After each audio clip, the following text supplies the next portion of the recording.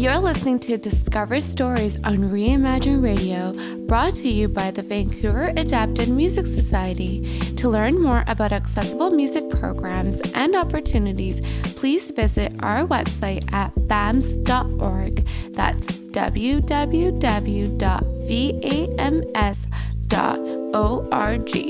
Now let's get into today's episode. I do want to know, though, did you find any community or support groups helpful, and if there's any that you would recommend to our listeners? Yes, so there's this website. I think it's an organization from the States. It's called Dysphonia International, and specifically they focus on individuals living with spasmodic dysphonia. While researching, I was trying to look for some sort of support group because really I couldn't find anything, especially people my age with this disorder. There is, it's the group is not directly linked to them, but it's a Facebook group that was created for people who have spasmodic dysphonia to kind of share their thoughts or their questions regarding different treatments or just grievances, just talking about life living with SD. And I found it's quite a substantial number of people in there. So I really like that group. And from time to time, I'll just peep in. And if you go to their website, so just if you search Dysphonia International and you look through their, I believe it's resources, and there should be some information about the Facebook group for those with spasmodic dysphonia. So you need to request to be invited, and then you'll be able to communicate with everyone on there. Okay. I also, when I did accept the fact that, okay, I have a voice disorder, it might be lifelong, and I'm living with it, right? And I'm gonna live with it. I decided, hey, I want to help other people who are kind of in the initial stages of finding out and navigating. So Dysphonia International, they have volunteer positions where I am now a area contact leader. So it means that for the Vancouver area, I've even gotten BC in general, people can contact me for resources and just knowing where to go. And mostly it's people trying to find support or reinsurance and hey, I've been thinking about Botox and have you tried it? And I've only gotten a few emails because again, it is so rare, but it feels really nice knowing that someone out there has someone else who can relate, right? Yeah. Yeah. It's always nice to, find a community that is living the experiences that you're currently going, and it's not as isolating when you're okay, I'm not the only one. There's other individuals that are living with the same condition. And that's great that you're a volunteer and you're able to also share your story and your experiences with people who are just, discovering this condition that they have. You mentioned a few times that you're a young person with this condition. Does it typically occur in older populations? And also I was just wondering what kind of the causes are, or if there's any causes that have been shown in the research so far. Okay. So yes, typically the research shows that it affects middle-aged women more often. I think there's not that many men who are diagnosed with it, and people under the age of maybe 50, 60 is very rare. And sorry, what was your other question? What are kind of the causes that are shown in the research so far? So there's no known cause, but some research has shown that like it might have something to do with like the basal ganglia, like in the brain. Other research has shown that it could be due to like psychological stress or like something like it might run in the family. Um, and then also due to like prior uh I don't know, like illnesses, so like previous cases of laryngitis, things like that. But really, uh, they can't pin it down to anything. It's like a bunch of things that could have contributed to developing it, but it's still, I would say, like more research needs to be done to kind of confirm, like, okay, like this could be like the causes. Wow. So it's like there's no really like preventative measures that one can take. It's kind of like, No, wow, yeah. that's hard. Like not knowing where it came Uh-huh. from too. Um, so just looking ahead here, Karen, what would you like to see in how society, workplaces, or even the medical field support people with voice disorders? So it's like a very broad question almost. Mm-hmm. I would say in the workplaces, if possible, trying to have accommodations in place. I know that Mm-hmm. almost every role requires us to speak, right? But if it's possible, um, maybe have some duties like kind of adapted to so where the individual doesn't need to speak much or Mm-hmm. speak at all, so that they could still make a living. Because that was like very hard for me to navigate like all the changes and then on top of that having no income. Mm-hmm. It was very hard. And then I would say for people in general, just please be patient. Like, not just with those with voice disorders, but like anyone who communicates out of the norm. And even people who don't communicate verbally. Patience is like, it is so appreciated. Um, and just allowing them time to really try their best to Mm-hmm. communicate and like just letting them have time and space. Yeah. Yeah. I can imagine that's huge, especially if like one takes a while or like some time to kind of voice what they need to convey. But we live in like such a digitalized society where everything's so instant. And so, yeah, I definitely think as well having that patience and willing to actually hear that person out is huge. Just speaking on the digital aspect, now with like, you know, with technology, have you found any like apps or something that kind of is able to communicate for you? Like if you're able to like text to speech, for example, like have you found anything of that sort that's been helpful? So I've never tried it, and I think it's something that didn't really appeal to me because it still doesn't feel like your voice, Mm-hmm. like how you would say things or like when you would say it, or the words you would use. Well, like text to speech is different, right? But yeah, it's not something like I've explored, but maybe I feel like, with AI now, there might be something that feels more authentic. Mm-hmm. But yeah, I haven't dived into that.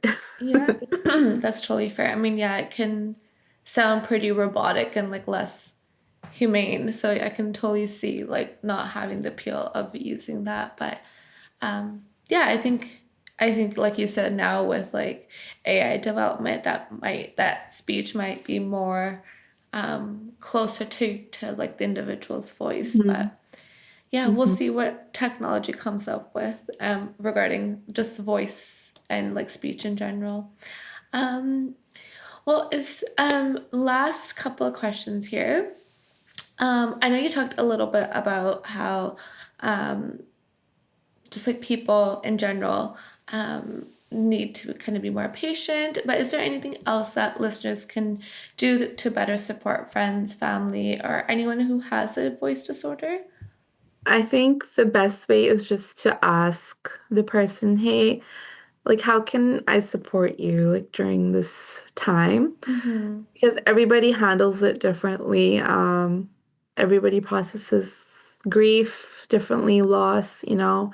Um, so just ask and just check on your loved one because I just completely went MIA for months and months and um, and it was like very like dark times. So just let them know that hey, you're there and you care and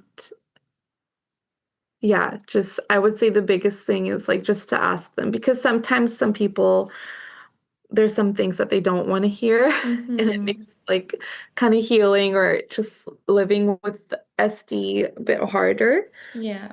So yeah, it would also like kind of help to let the loved one know like okay, like this is how I can approach conversation with my loved one. Yeah. Okay. Thank you. Yeah, thanks for sharing that. I can imagine um every like you said, everyone has like their different needs and wants. And so sometimes like being like, oh yeah, you should try this and this may not be as helpful Mhm. to the person because they might have already tried those techniques or those exercises, for example. Karen, is there anything you'd like to share with our listeners about your journey or SD in general before we wrap things up here? So I would say, hmm, it's hard to talk about because it's like an ongoing journey still. Mm-hmm. Um, if there's something that I can add, it's like I would love to see future research on the condition, like just understanding it, because as like we've spoken about, we don't know like what causes it or whatever. It's just I feel like in some cases it might be like often misdiagnosed or underdiagnosed because it is hard to diagnose, right? You have to kind of rule out all the other things, but they're not really ruled out. Like I've said, I still could have muscle tension dysphonia. Um, and then aside from that, I think focusing on like the stress aspect or like the emotional health aspect and how it's connected to people who have spasmodic dysphonia.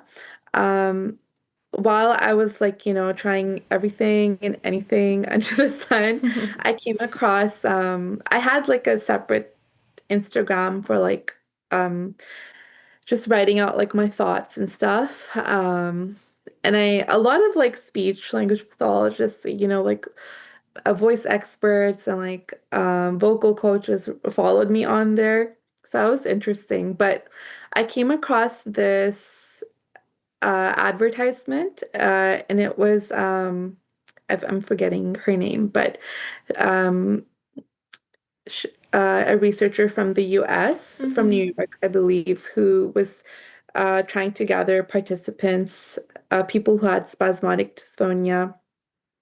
And it was a research group. It was a few weeks, and we would meet up weekly. And her research was focused on what's the effect of mindfulness on people who have spasmodic dysphonia, Oh wow. or it might have been voice disorders in general. Um, so we met every week. We focus on like one technique or like strategy, like different types of meditation, like different prompts and like yoga and things like that, and just like keeping a journal on like how it impacted us, and then keeping recordings of like before and like after the kind of the session on how it might have impacted the voice. Um, and through there, like I kind of like it was for me, it was really impactful to see. other people who have SD who are still working. I suspect most of them got Botox treatments because they sounded very like how you would think a typical voice, like a normal, healthy voice Mm-hmm. would sound. Um, but it was like liberating. Like there were like managers in there who were still working, still like navigating with SD, and still involved with this research, the same group I was in. Mm-hmm. And there, one of the sessions I remember somebody mentioned that, hey, when I travel, I notice like my symptoms are like gone or like instantly or like better, like much better. I sound like myself. Mm-hmm. And that was so affirming for me because I experienced something very similar and I don't have answers to it. Um, so in 2022, one of my friends, she was getting married, and I didn't want to go on this trip. I didn't want to talk to new people and communicate in a different language and dealing with all the questions and stuff. So I was like very, very nervous. But when I was there for a week. Like gradually in like 1 or 2 days, my symptoms were gone.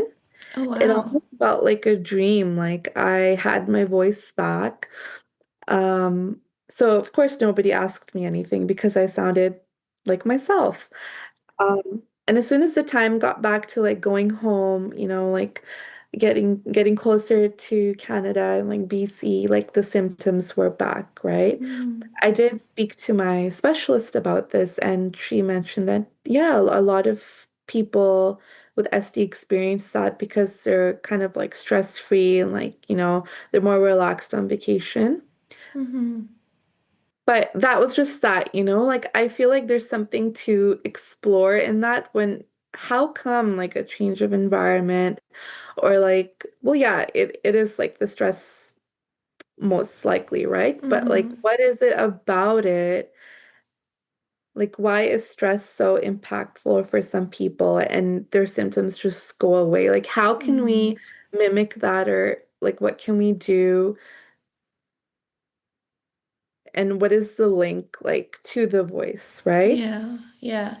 I Yeah. that's really actually surprising. Like, um, wow, like I didn't know that was a thing, but I can also imagine like stress causes a lot. Like stress causes a lot of harm to the body in so many different ways. So I guess like maybe one of the ways is affecting your voice.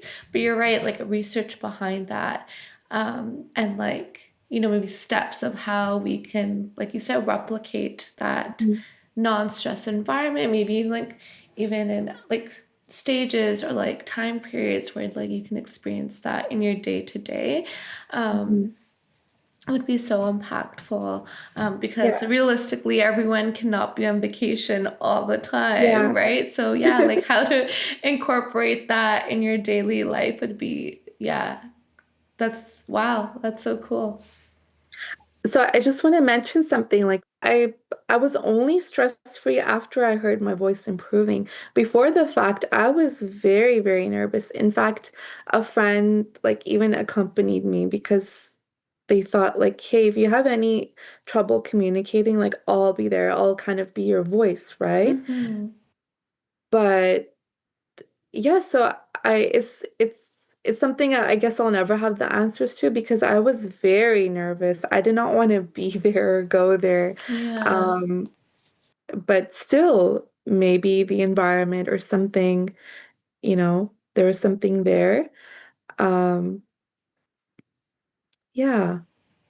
Yeah, yeah, maybe I mean, I'm just like speculating, but maybe like the stresses that are in your regular environment were not present. I mean, as with a psych background, when those stressors are not present in your like surroundings, like you tend to like forget about them. That really affect, I guess, like your day to day and like how you kind of act, I guess. And so when we're on vacation, I'm assuming, again, I'm no researcher, I think when those stresses are not present, your body tends to like almost forget about them because you're not in that environment, if that makes sense. Even though you were probably feeling nervous about like your voice and how to communicate to people, and like that was like a stressor, but the stressor that probably induces the SD was not present, if that makes sense. So that's really interesting, and I definitely encourage and hope to see, more research around this. Mm-hmm. If I could, Benisha, there's one question that I think we didn't go over. Yeah, we I can just wanna, definitely. I know like what we've been speaking about is like kind of heavy and like we focus more on like maybe like the not so pleasant aspects to living with a voice disorder. But I would say, looking back, because now I can think a little bit more clearly, the one positive out of this is I really learned to like listen to myself and my body. Like I learned in that moment, in those times I had to say no, like if I don't want to speak one day, I'm not going anywhere. But now it's recognizing when I'm like overwhelmed with stress, like when I'm getting close to that, like I do things to like reduce or like kind of like nip it in the bud because in my gut, I feel like my disorder is really connected to stress and my emotional well-being. So I really try to do things. I do a lot of like things good for my soul. I do yoga, I dance, I go for walks, whatever. I make art. Um, but also like having boundaries and then like I feel like life, time and time again, there are some lessons like you just keep learning again and again. So, recognizing, oh, I'm in like a place where I don't want to be, like putting those boundaries and then putting them up again if they kind of get stepped over. So that's like a big positive that I would say came out of this. Thank you. Hmm. Thank you for sharing that. Yeah, I think oftentimes when we have a condition, regardless of what it may be, we're always tentative to focus on the negative and like the ugly. And so thank you for sharing the positives in that as well, because that's also very important. And just to have a better, I guess, outlook on the condition as well. So thank you. I do appreciate that. Thank you for Um, listening. of course. Well, thank you for coming on our podcast today. We really appreciated it, and I'm sure our listeners are gonna find a lot of insight regarding SD, as like you said, it is a rare voice disorder. So, bringing awareness is also a key step in getting that research. So hopefully that will reach the ears of individuals who are able to do the research around it. So thank you. Thank you so much again, Manisha. Thanks for tuning in to Discover Stories on Reimagine Radio.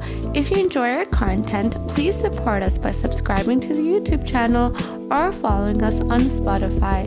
See you in the next episode.